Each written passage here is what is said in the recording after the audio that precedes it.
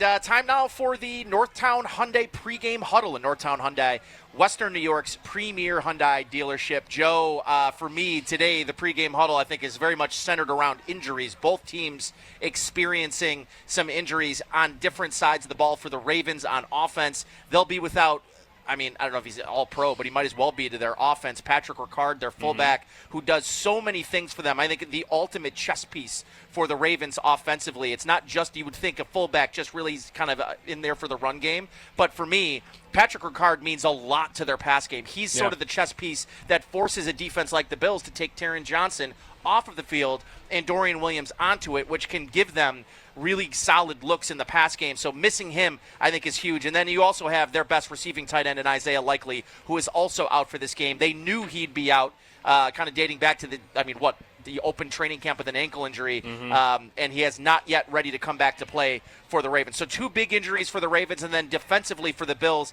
he has not been ruled out but has been listed as doubtful, not expecting Tre'Davious White to play for the Bills this evening, which means the Bills could be starting 6th-round pick and corner Dorian Strong. So we'll see who ends up starting at corner opposite of Christian Benford. But today, for me, the sort of pregame huddle aspect of this game, the things that's going to really stand out to me are which team can overcome their early season injuries. Yep.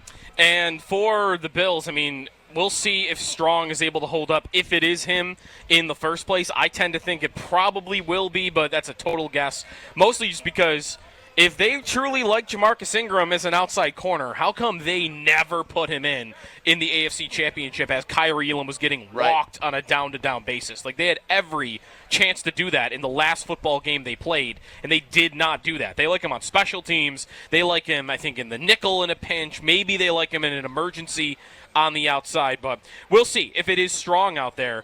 And if it is, I don't know what that's going to look like. Best case scenario, it looks like the last time a 6th-round rookie had to play right out of the gates in a regular season, which was Christian Benford. Now, the difference there might be when Benford started against the Rams in that opener 3 years ago. Kyrie Elam was healthy. Elam was healthy, and they actually did rotate a little, but it was Benford who got the start and Benford who played the majority. But why was that? It wasn't given to him. He had a great He won camp, the job, yeah. Right? He really came out and won the job. It was, not like the story of camp, but it was a thing I remember talking about with Sal during that training camp of, hey, this Christian Benford out of Villanova, he's making plays day in and day out. There's some buzz about him at camp. And not to say that there was anything negative about Dorian Strong, but it just wasn't somebody that week to week we were saying, man, you got to see the camp that Dorian Strong is having. So I feel like he's a little bit more in the rotation by default than when Benford would have been that a few years back. Doesn't mean it can't go well.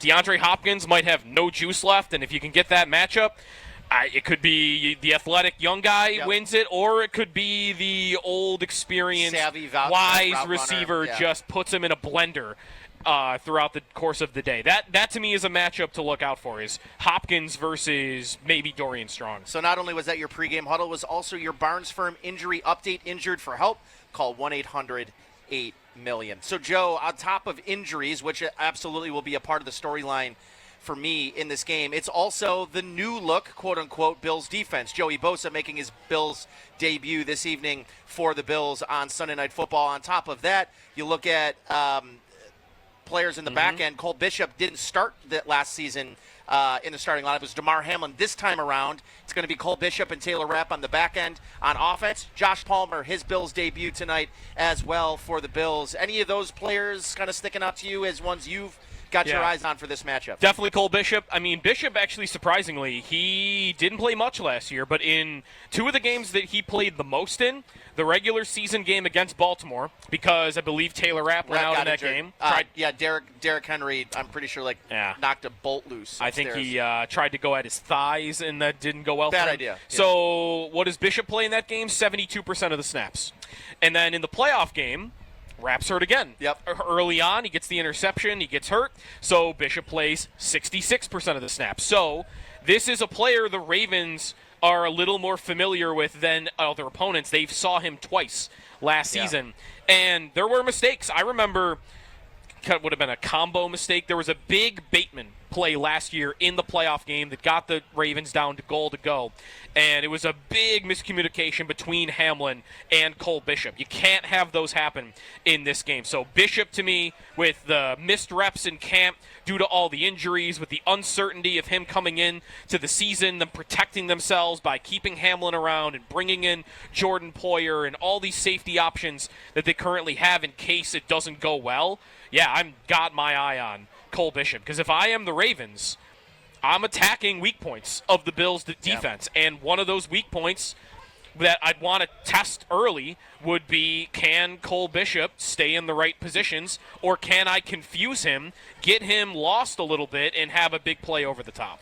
Yeah, and I think, too, for the Bills offensively, I'm probably most looking forward to seeing what Josh Palmer looks like in this Bills offense, what the group of receivers, what the rotation will look like, because we knew last year, yeah, they had top three, but you saw Matt Collins play a whole bunch, really from week one on last year. I don't know that a lot of people, I know I wasn't expecting Matt Collins to be an everyday player on offense. I thought more of him as, would he be kind of a special teams contributor with some, spot duty on the offensive side of the ball. So who's taking that position? Is it Tyrell Shavers? Is he going to see some time out there? Curtis Samuel's healthy. He'll be in the lineup presumably tonight. So what does the wide receiver room look like? What is the, who's going to play first? In 11 personnel, who's going to show up when they go four wides? Is it Elijah Moore, or is it Curtis Samuel, or is it Tyrell Shavers? So I think for me, I'm excited to see a little bit of what this offense, the identity of this wide receiver room, because I think the top of the ticking order right now for me is Shakir, Keon Coleman, and Josh Palmer. Outside of that, we don't really know what this room looks like. We talked about this, too, last hour, Joe, with Jeremy, which is, I think, the one guy that is still really interesting to me in this whole, kind of conversation about what the offense looks like to start the season is, I think it was impossible to evaluate Elijah Moore, because Elijah Moore was mostly playing with Mitchell Trubisky, who's the backup, and the only reason he's going to play is if Josh Allen gets hurt, knock on wood. Yep. And Mike White and Shane Bichelle. So we didn't really get an opportunity, I think, to fairly evaluate Elijah Moore. So because of that, I think I'm maybe most interested to see what his role could potentially be, if at all, if he has a primary role in this offense. Yeah. Is it ahead of Curtis Samuel? Is it ahead of Tyrell Shaver? So we will see tonight.